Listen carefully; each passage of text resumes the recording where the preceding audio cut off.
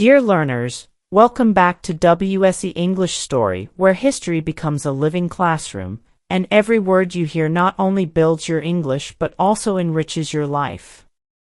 Today, we begin a journey into a place that is not just a university, but a symbol of dreams, culture, and resilience. We are stepping into the world of UCLA, the University of California, Los Angeles, a school that rose from humble beginnings to become one of America's most famous public ivies, a rival to the oldest universities in the world, and a stage where Hollywood and higher education meet. This is not just a story about buildings, professors, or rankings. It is about ambition and identity. It is about how a young university fought for recognition in the shadow of its older brothers, how it learned to shine with its own light, and how it gave voice to a new generation of thinkers, dreamers, and artists. In many ways, UCLA's story is like that of a young hero, facing doubt, rejection, and fierce competition, only to rise stronger, brighter, and unforgettable. As you listen, you will not only improve your English comprehension, vocabulary, and listening skills, but you will also discover how vision and determination can transform a small campus into a global icon. If you would like to support our work, you are welcome to like, comment, share, or join us. Your encouragement helps us keep creating meaningful stories. So, get ready. This is the story of UCLA, Hollywood's university, and the rise of a public ivy. Let's begin. The story of UCLA begins not in the glamorous hills of Hollywood, but in the dust and struggle of a growing California at the turn of the 20th century. Imagine Los Angeles in the early 1900s, a young city stretching outward, filled with orange groves, wide-open land, and the promise of sunshine. But it was not yet the city of movie stars, high technology, and global fame. It was still finding its identity. And so too was the young university that would rise there. The University of California system already had an older, more respected sibling, UC Berkeley. Founded in 1868, Berkeley was considered the crown jewel of public education in the state. When talk first began about creating a second campus in Southern California, many questioned whether such an effort would succeed. Why, some argued, should there be another university when Berkeley already stood as a national symbol of learning? Others worried that Southern California lacked the academic tradition and seriousness needed for a great university. Yet Los Angeles was changing quickly. Railroads had brought more people, new industries were taking root, and Hollywood itself was beginning to appear as silent films captured imaginations across America. The city needed a center of education that matched its ambition, a place to train teachers, professionals, and leaders for a rapidly expanding society. And so, in 1919, what began as a small southern branch of the University of California was born. At first, it was not even called UCLA. It started with only two-year programs designed to train teachers. There was no prestige, no towering reputation, just a simple mission to educate and serve. Many saw it as a junior partner, forever destined to stand in the shadow of Berkeley. But those early years already carried the seeds of something bigger. The faculty were young, often under pressure, but determined to prove themselves. The students, too, carried an energy that reflected Los Angeles itself, diverse, ambitious, restless, and unwilling to accept second place. The campus was modest, but the spirit inside it was not. It is here, in these humble origins, that the identity of UCLA began to form, not as a quiet follower, but as a challenger. Its story would not be written by tradition alone, but by transformation, resilience, and the bold belief that greatness could rise even from small beginnings. At this point, let us pause and ask, if you had been a student at that tiny southern branch in 1919, would you have believed it could one day rival Harvard, Oxford, or Berkeley? From the very beginning, UCLA's existence was shadowed by doubt. It was called the Southern Branch, a name that reminded everyone it was not its own master but a younger sibling tied to Berkeley. This label carried more than words, it carried the weight of inferiority. Professors in Northern California often looked down at Los Angeles as a place of beaches and movies, not of serious scholarship. Newspapers echoed the sentiment, suggesting that real education belonged to Berkeley, while Los Angeles was better suited for entertainment. For the students who walked across the modest campus in those early years, this dismissal was deeply felt. They were hardworking, eager to learn, but they knew others thought of them as second class. Even when the school expanded to offer four-year degrees in the 1920s, critics still scoffed. Why, they asked, should there be two full universities in the same state? Wasn't one crown enough for California? The problem went deeper than reputation. Funding was scarce. Because Berkeley was older and more established, it naturally received more resources, better professors, and stronger political support. UCLA often had to fight for scraps, struggling to attract top minds or build new facilities. The imbalance created frustration and even anger among those who believed that Southern California deserved equal opportunity. Yet there was another challenge, the cultural identity of Los Angeles itself. The city was booming with the film industry, with stars and studios rising rapidly. While this made Los Angeles famous, it also fueled stereotypes. Could a city of glamour and entertainment also be trusted to nurture serious academic thought? Or would any attempt at scholarship there be forever overshadowed by Hollywood lights? For young UCLA, the question was painful.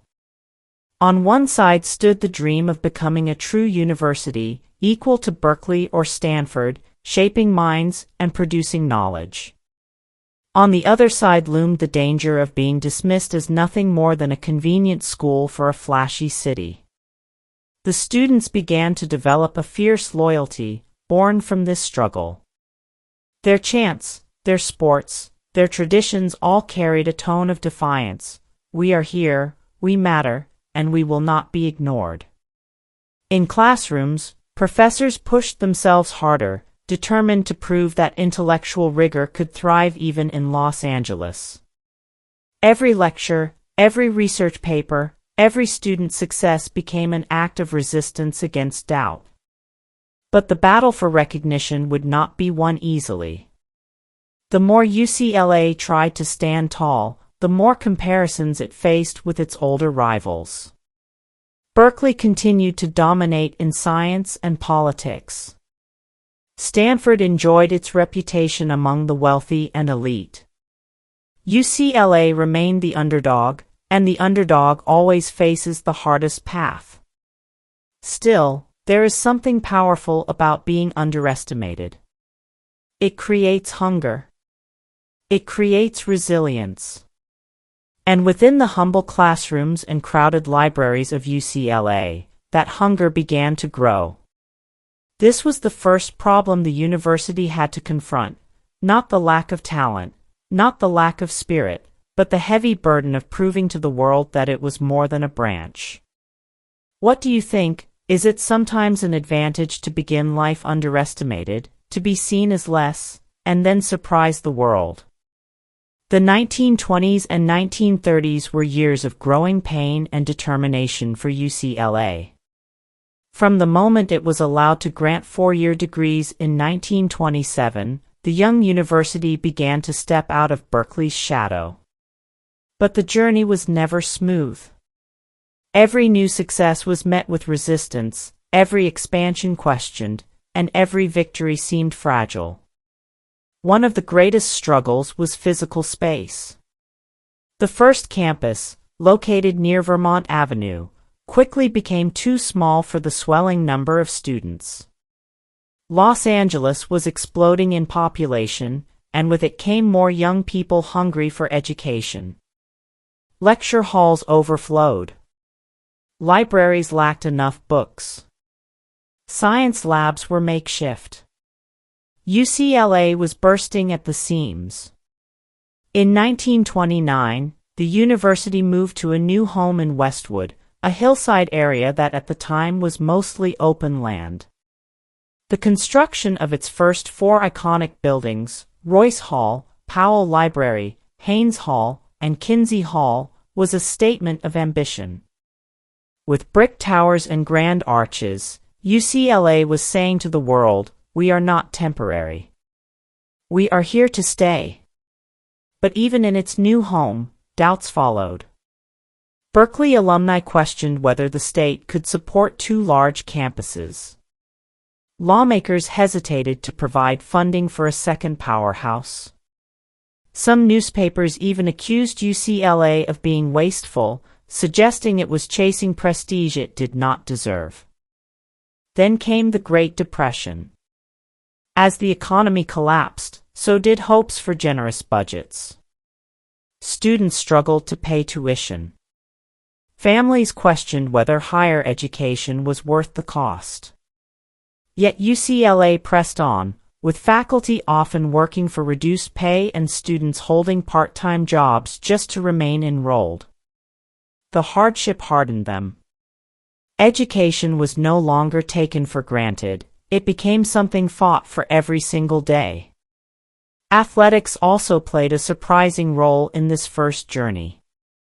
In the 1930s and 40s, UCLA's sports teams began to rise, giving the university national visibility. Football and basketball victories brought pride not just to the campus but to the whole city of Los Angeles. Suddenly, people who had never stepped into a lecture hall knew the name UCLA. For some critics, this reinforced the stereotype of Los Angeles as a place of entertainment and spectacle. But for many students, it became a source of unity, proof that their school could stand on a national stage. Behind the scenes, UCLA was slowly building academic strength. The sciences began to grow, with professors conducting research that drew attention beyond California. The arts flourished, influenced by the city's growing film and music industries. It was still a fragile beginning, but it was a step forward, and every step mattered. By the 1940s, as World War II shook the globe, UCLA became a training ground for soldiers and a center for wartime research. The war changed everything. Soldiers returning through the GI Bill filled classrooms, swelling enrollment even further. Demand for education soared, and UCLA had to adapt quickly. New programs were added, new faculty recruited, and new facilities built. The struggle for recognition was far from over, but the young university was learning how to grow under pressure. This was the essence of UCLA's first journey, a relentless push forward against doubt, poverty, and crisis. It was a test of patience and resilience. Though still underestimated, the school had proven one thing: it would not vanish. And perhaps that is the deepest truth about beginnings. Greatness is not built in comfort, but in the fire of struggle. From here, UCLA was ready for something greater, a turning point that would define its destiny. Every great story has a moment when the tide begins to shift, when doubt gives way to destiny. For UCLA, that turning point came in the mid-20th century, through a mixture of historical events, human courage, and bold choices that would forever change its path. The first catalyst was World War II. As the nation mobilized, UCLA transformed almost overnight.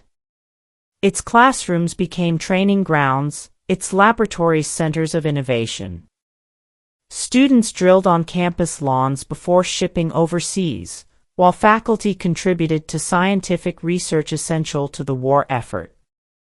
In those years, the university learned to carry national responsibility. It was no longer just a local campus serving Los Angeles, it had become part of America's fight for survival. After the war, the flood of returning soldiers under the GI Bill nearly doubled UCLA's enrollment. Young men and women who had faced the horrors of war now sought education, and they demanded it with urgency. The campus swelled with energy, determination, and diversity. The Southern branch stigma began to crack. This was no longer a small brother to Berkeley, it was a thriving community, a force too large to ignore. But perhaps the true turning point came not only from size, but from moments of moral courage. In 1939, UCLA hired Ralph Bunche, an African-American scholar of political science. In a time when racial prejudice was still strong in American universities, this was a bold statement. Bunche would go on to win the Nobel Peace Prize in 1950 for his mediation in the Middle East, and his connection to UCLA became a source of immense pride. The university was showing the world that it would not be bound by old barriers of race or tradition. The rise of athletics added another decisive chapter. In 1946, Jackie Robinson, who had once been a star athlete at UCLA, broke Major League Baseball's color barrier, becoming an icon of civil rights. Though Robinson's greatest fame came after leaving UCLA, the fact that he had been shaped there gave the university symbolic power. UCLA was now connected not only to Hollywood glamour, but to the struggle for justice and equality in America. The 1950s and 60s pushed UCLA further into the spotlight. Research expanded dramatically, with breakthroughs in medicine, science, and technology. The faculty grew in reputation, drawing brilliant minds from around the world. Students, inspired by the cultural upheavals of the era, turned UCLA into a center for activism and debate. The free speech movement, the civil rights movement, and the protests against the Vietnam War all found echoes on campus. With every march and rally, UCLA was stepping into its role not just as a university, but as a voice for its generation. Yet one event in 1969 gave the university both heartbreak and resilience, the tragic shooting inside Campbell Hall, when two young members of the Black Student Union were killed. The violence shook UCLA deeply, reminding everyone that progress came with pain, that ideals were tested in the most human of ways. But instead of silencing voices, the tragedy intensified the university's commitment to diversity, dialogue, and justice. By the late 1960s, UCLA had unmistakably transformed. Its campus was now a landmark, its faculty internationally recognized, its students restless and bold. The turning point had been reached. UCLA had moved beyond doubt, beyond shadow, and into a place of undeniable influence. It was still young compared to Berkeley, Harvard, or Oxford.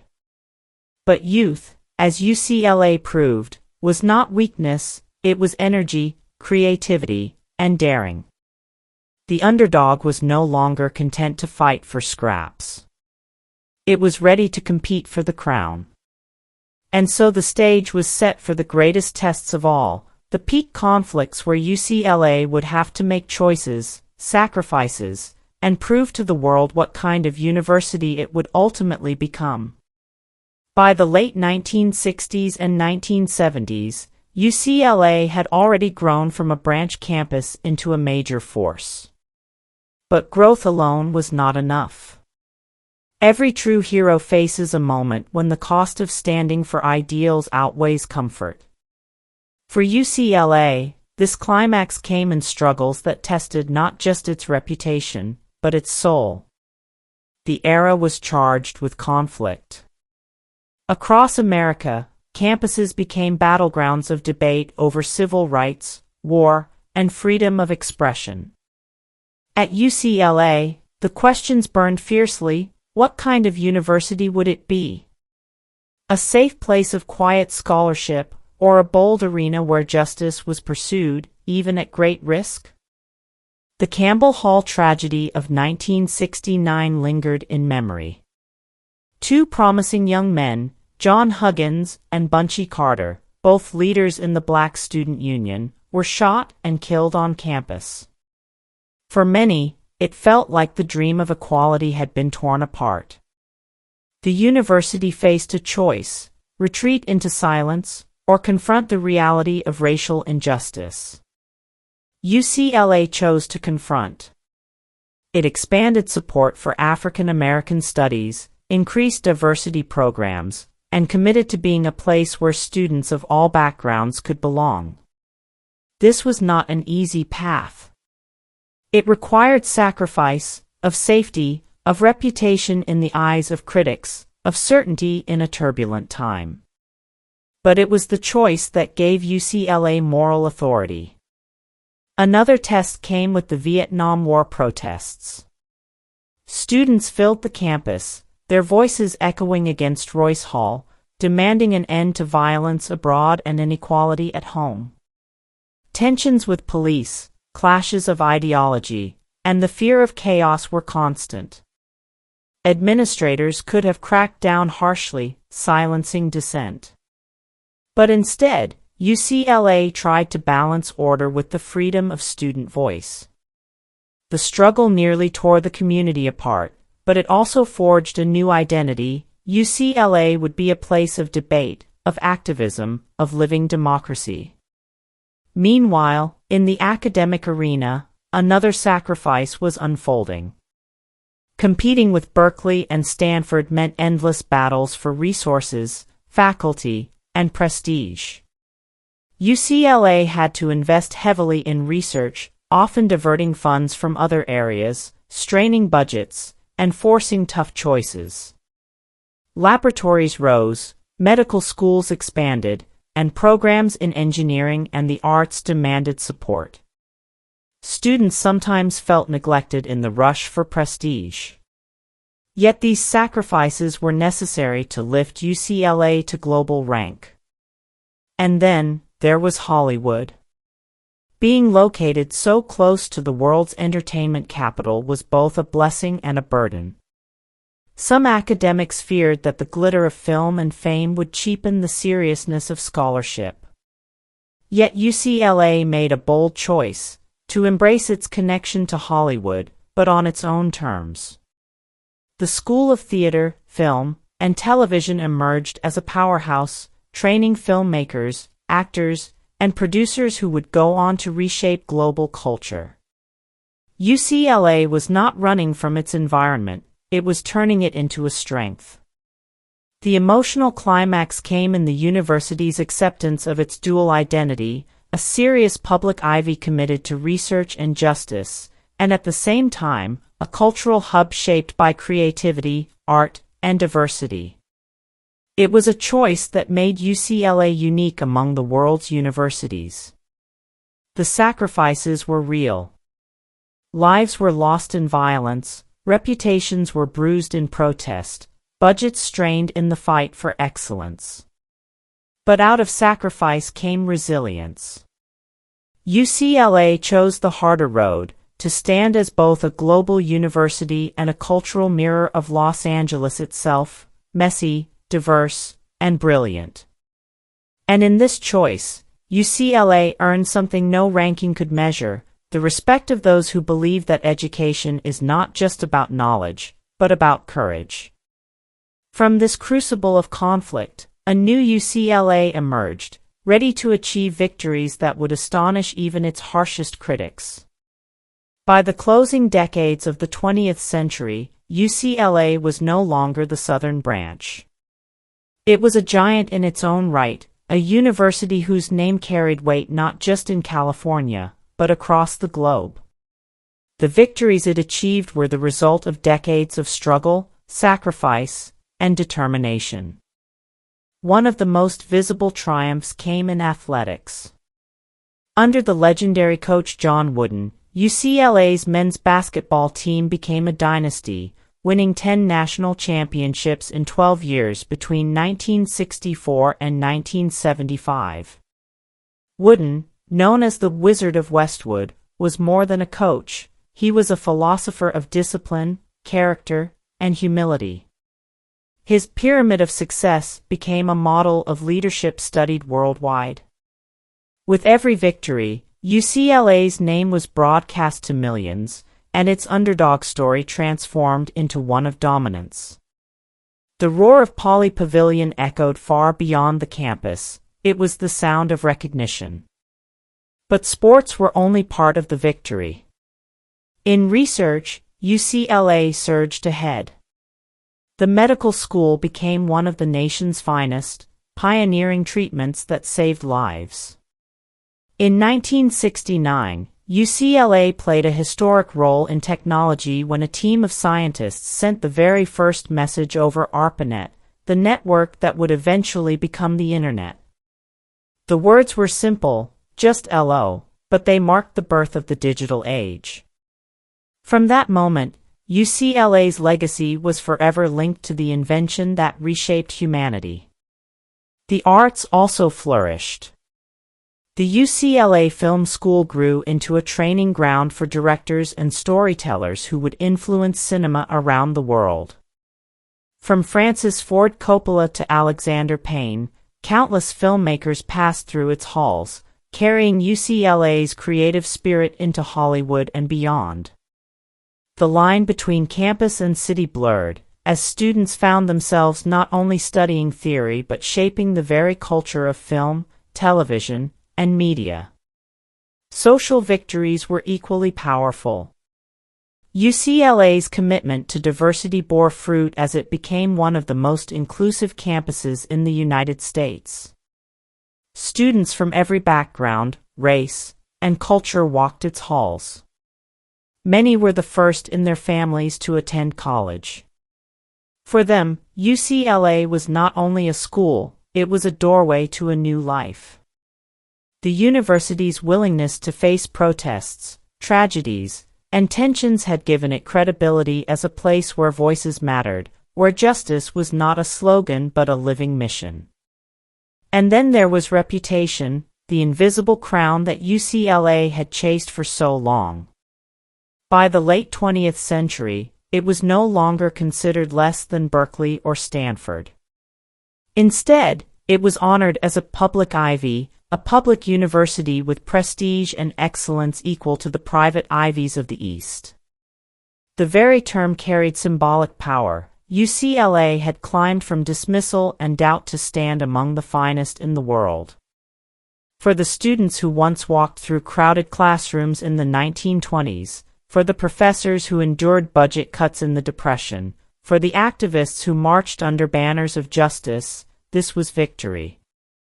It was not a single moment, but 1,000 moments of persistence, sacrifice, and vision. And perhaps the most powerful part of UCLA's achievements is this: it did not become great by imitating others. It became great by embracing what made it different: its youth, its diversity, its closeness to Hollywood, its restless energy, its willingness to speak loudly and live boldly. By the dawn of the 21st century, UCLA was not just a university. It was a story, one of resilience, transformation, and triumph. Looking back, UCLA's rise from a modest southern branch to a world-renowned public ivy is more than an academic story. It is a human story, full of struggle, courage, and transformation. Its legacy is not just in numbers or rankings, but in the spirit it has carried for over a century. What does UCLA teach us? First, that beginnings do not define destiny. At its birth, it was underestimated, dismissed as unnecessary, overshadowed by older, more prestigious rivals.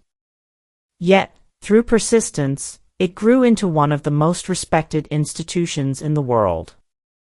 The lesson is clear: where you start does not matter as much as how you choose to rise. Second, UCLA shows us that true strength often comes from embracing diversity and change. Los Angeles was never a city of quiet tradition, it was a city of immigrants, dreamers, and contradictions. Instead of resisting this energy, UCLA absorbed it, reflecting the multicultural fabric of its environment. It became a university that looked like the world, and in doing so, it gained a global soul. Third, it reminds us that greatness demands sacrifice. UCLA endured budget cuts, tragedies, protests, and skepticism. It gave up comfort in exchange for struggle. But each sacrifice sharpened its character, giving it resilience and authenticity that no shortcut could provide. And finally, UCLA embodies the idea that knowledge is not limited to lecture halls. It flows into culture, activism, sports, technology, and film.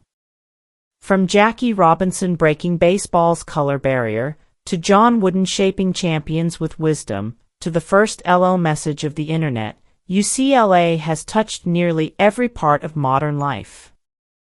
The legacy, then, is one of courage and imagination. UCLA teaches us that education is not only about passing exams or earning degrees. It is about becoming part of something larger, carrying forward values that inspire the next generation. As English learners, you too can take something powerful from this story. When you struggle with vocabulary, grammar, or speaking, remember UCLA. Remember how it fought through doubt, conflict, and pain.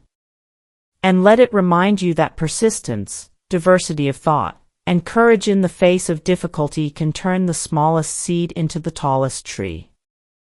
So the legacy of UCLA is this: never accept limits placed upon you by others. Define yourself, fight for your voice, and dare to be more than anyone expects. Dear learners, we have reached the end of this journey, the story of UCLA, Hollywood's university, and its rise as a public ivy. What began as a small branch, underestimated and doubted, grew into a beacon of diversity, creativity, and excellence. Its legacy tells us that no beginning is too humble, no dream too distant, if the heart behind it refuses to give up. There is a saying often linked to John Wooden, UCLA's legendary coach: success is peace of mind, which is a direct result of self-satisfaction in knowing you did your best. These words capture not only his philosophy, but the spirit of UCLA itself. Success is not measured by comparison, but by the courage to give your best, even when the world underestimates you. And that is the lesson you can carry into your own life and learning. You too will face doubt, mistakes, and setbacks. But like UCLA, you can turn obstacles into energy, and rejection into resilience. What matters most is not where you begin, but how you rise. If this story touched you, share it with someone who needs encouragement. Let UCLA's journey remind them, and you, that greatness is within reach. And if you'd like to support our work, you are welcome to like, comment, and subscribe. Each action helps us continue bringing these powerful stories to life, stories that improve your English while also inspiring your spirit. Until next time, keep learning, keep rising, and keep believing in the power of your own story. Goodbye for now.